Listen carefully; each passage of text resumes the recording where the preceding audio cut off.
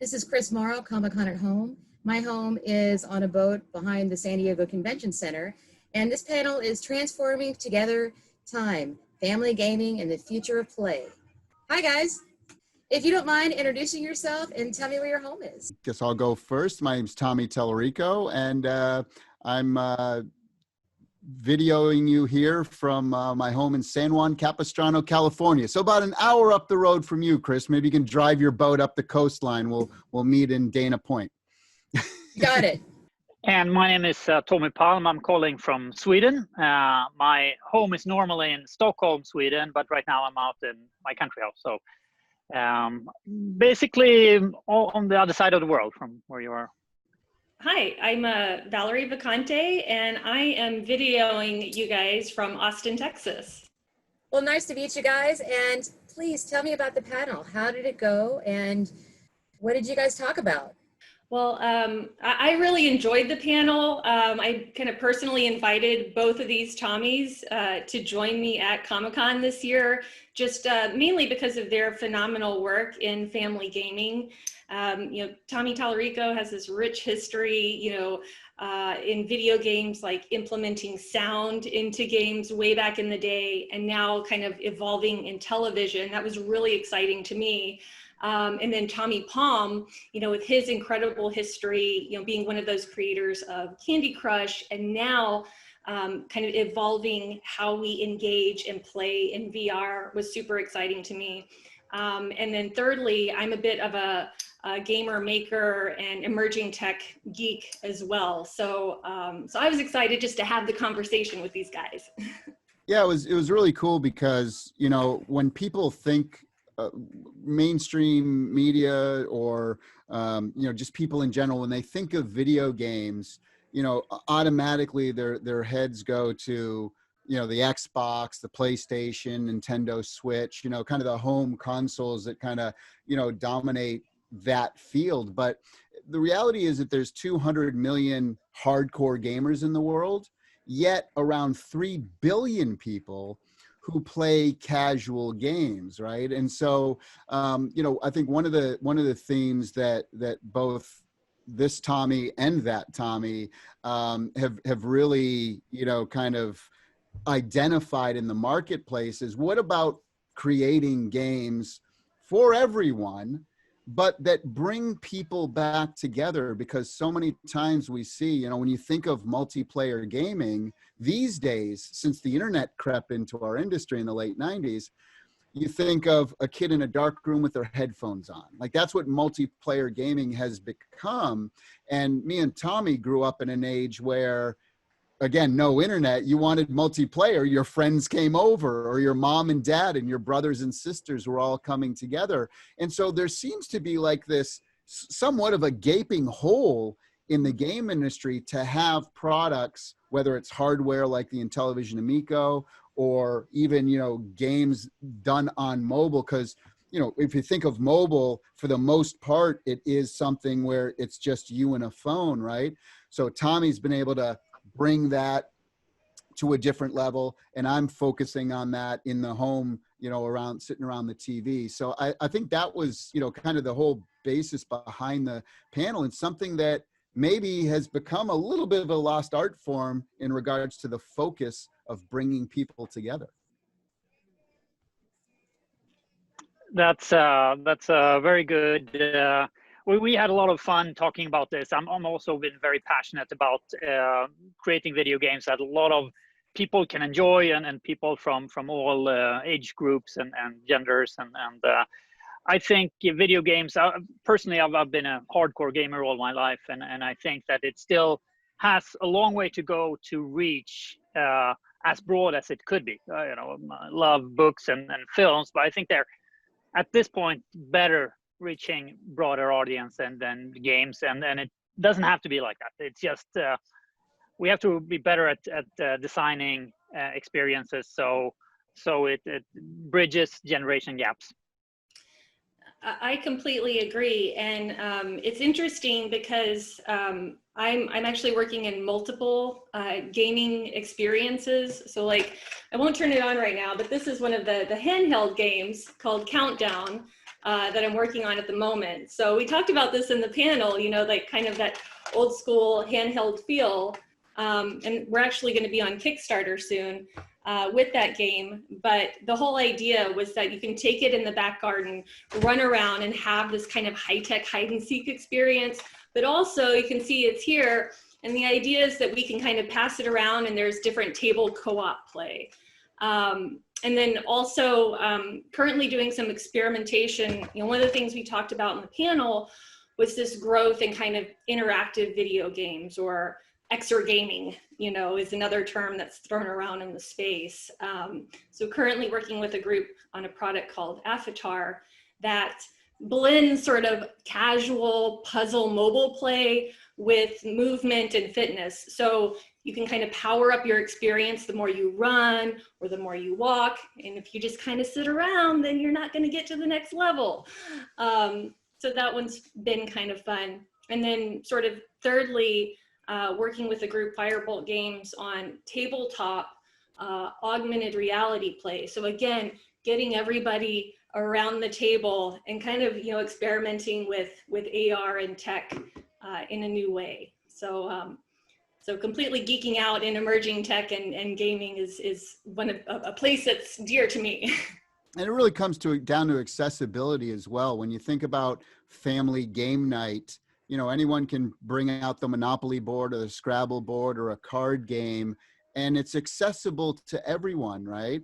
And video games, I think, you know, especially over the last like 10 to 15 years, that accessibility for everyone in the family, no matter what your skill level is, that accessibility has been getting smaller and smaller and smaller. Like, you know, if I hand my dad a PlayStation 4 controller and say, hey, let's play Fortnite, forget it. It's literally a non-starter, right? So I think that becomes super important when you want to outreach. When you want to bring everybody involved, whether it's grandpa, grandma, 4 or 5-year-old grandson, granddaughter. You know, what is that accessibility? And that's something that's a big focus, I know, about with what both myself and Tommy does with his company as well. How do we make it accessible to everyone? You know, we spend a lot of time on that. Well, and Tommy, that's a really good point. I guess, Tommy Palm, I think it would be great if you wouldn't mind telling Chris about Akron, because I personally love that game and what you did with sort of blending mobile play and VR play. Thank you. Well, Akron is a game that we released about a year ago now. It's for VR, where one person is in virtual reality and can play with other people who are on their mobile phones. So living room is a typical situation where you have family over, you want to show virtual reality, but you only have one headset so far. But this is a great way where you can connect and everybody downloads a free client on their smartphone. And that's a great place to start. So we visited a couple of conferences before the virus, and we had the chance to see people of all ages trying it on mobile, which is a much more familiar device, and then wanting to, you know, take on these goggles, which is a bigger commitment, obviously, and then you're engulfed in the game world, it's a really new and cool experience. And it's way easier to do that if you started understanding the rules of the game on a smartphone, which is simpler and more familiar to you. We kind of take somewhat of the same approach too, is that with our system, you have, you know, it comes with 2 controllers, which has screens on them, but you can also hook up to 8 mobile devices to our machine as well. So again, that accessibility that Tommy was talking about. Are you finding that more parents are, because of the pandemic, are looking online for digital family games versus, you know, like a board game? Yeah, well, all the board games have been sold out on Amazon, so it's hard to get them these days, where, you know, digital's, you know, you can do as many as you want. But yeah, you know, and that's one thing too, that, you know, again, keeping the focus on families. Again, you know, one of our big mottos at Intellivision is that we don't allow adult content, bad language, sexual content, violence. We don't even allow that on our console. So we're trying to create the Disneyland, if you will, of video game, consoles. But yeah, the video game industry is incredible because over the last 30 years, we've seen double-digit growth, from year after year. So now $150 billion industry, bigger than music and movies and everything. But the amazing thing about that, in the pandemic, we've seen growth up to 180%. So in normal times, it's an amazing industry. But even in crazy times, yes, people getting together, wanting to get that, that entertainment. And that's why I feel kind of from Intellivision standpoint, we kind of feel a little bit of a responsibility to say, you know what, let's create family-friendly content as opposed to what everybody else out there is doing. Not everybody, but you know what I mean, the majority of folks.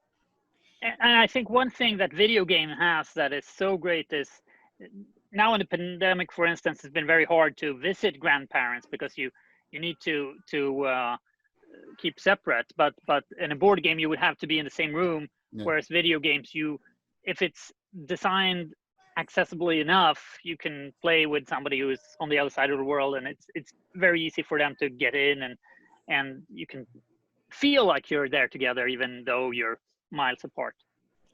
And Chris, also just to jump in there, when you think about family gaming and play, right before the pandemic, I can say personally, my son and I, that was our kind of bonding time, was going to our local arcade or going to laser tag, and that's been taken away from us. And so we were a little on the fence, like, do we invest in an Oculus or not? And we did, so that we can have that video game-like experience. We have, I think, maybe all of Tommy's games on there now, and others. But it was a great way for us to kind of bring the arcade. We did have a lot of mobile VR around here in the house, but it was like, as the pandemic went, we're like, you know what, we're going to move from mobile VR, invest in the Quest. And that's really helped bring that entertainment beyond the board games. Because to Tommy Tallarico's point, we kind of got, we still play board games, but we got to mix it up with other things. Do you find that Comic-Con is a big influencer when it comes to gaming now? I mean, it's kind of become I think for both the movie industry, obviously the comic industry, even like the toy industry, and video games as well. Yeah, I mean, over the years, I mean, I used to go, I've been in Southern California for 32 years, and I've been, I think, to every single one. I might have skipped a year or two, but so I would go to Comic-Con, in the early 90s, when it was literally just a bunch of people with cardboard boxes selling comic books. That's all it was, and then to see it kind of morph into this massive entertainment. I mean, anyone who's anyone, if you want to premiere something that's fun and cool and game related or movie related, I mean, Comic-Con's the place to do it now, right? I mean, the amount of Hollywood stars that you would see there. I mean, you go to a panel now. This is what I think is kind of cool about the whole at-home movement that this year that's happened, is that I used to try to go to panels, and it's like you got to get there 4 hours early, and the lines around the convention center, and you don't even make it in. So having this kind of full access, from your own living room or computer or phone or whatever, I think it's been pretty amazing. I've seen more panels over the last couple days than I have in 30 years of going to Comic-Con. So I think there's something to be said about this format. Maybe in the future we could have these things, and I'd pay for it too. I'd pay a premium to kind of be a part of these things,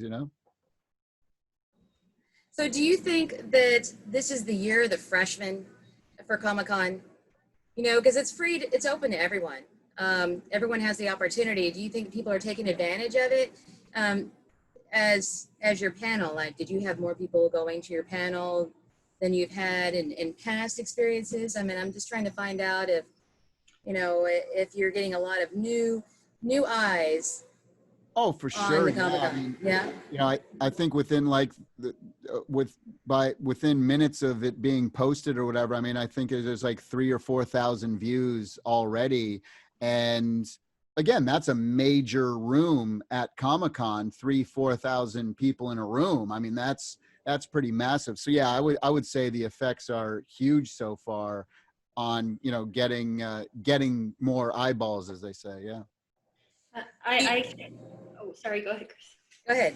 I was going to say, I completely agree. I actually was on a panel last year about gaming with Nolan Bushnell and Zay Ortiz, and we had a large room. You know, it was a big stage, a big scene, a lot of people, and so it's been a completely different experience, you know, having that online experience. I've been getting a lot of feedback from friends, colleagues overseas who, you know, they're always curious about Comic-Con, but now they're actually like messaging me. They're like, oh, it's so cool, and we're watching these panels and everything else. So just being able to expand it, it's been great to see all of that global conversation. I think of like TED Talks, right? We all can't go to TED Talks, but how many how much knowledge have we all learned just by watching these, you know, TED Talks online? It's been a godsend, really, you know. I must say, I also love the environmental aspect of not having to travel the whole world in order to go to something like this, and then be able to participate anyway. That's Yeah, I mean, I'd say the only thing missing is that when you are in some of those big rooms, and you know somebody walks on stage and the cheer, like the energy, that's the one thing that's totally missing, right? So you know, feeling that energy of people coming in, or you know, the movie trailer comes up, there's a new Tron movie, and everybody loses their mind at the exact moment. Like having that experience live isn't something that you can, you know, do virtually, really. Maybe there's a way they can figure that out, but that is one thing that is missing, I feel, you know, for me. But I was going to say, I think Tommy Palm might have a solution to that in VR somehow. there you go. Is there anything else you guys would like to add? Thank you, Chris, for having us, and it was just great, again, being part of Comic-Con at home, and you know, bringing like family gaming perspective to the global audience. And I'd say I love your Stan Lee stuffed action figure, I guess you would call it. Yes, Stan the Man, Excelsior. And I had the great privilege and opportunity to work with Stan on the Spider-Man video games. I even had him come out to my very first video games live show at the Hollywood Bowl. He did the red carpet with me and signed autographs to the fans. He was such a great guy. And it's such a shame that people weren't able to honor him this year in person at Comic-Con. So maybe that's something they can do for next year, or something. They got to do something special for the guy who really, in my mind, you know, comics wouldn't be where they were today if not for him, you know. Well, thank you so much. I'm Chris Morrow at Comic-Con at Home, and we miss you, and we'll see you guys soon. Bye. Thank you. Thank you. Bye.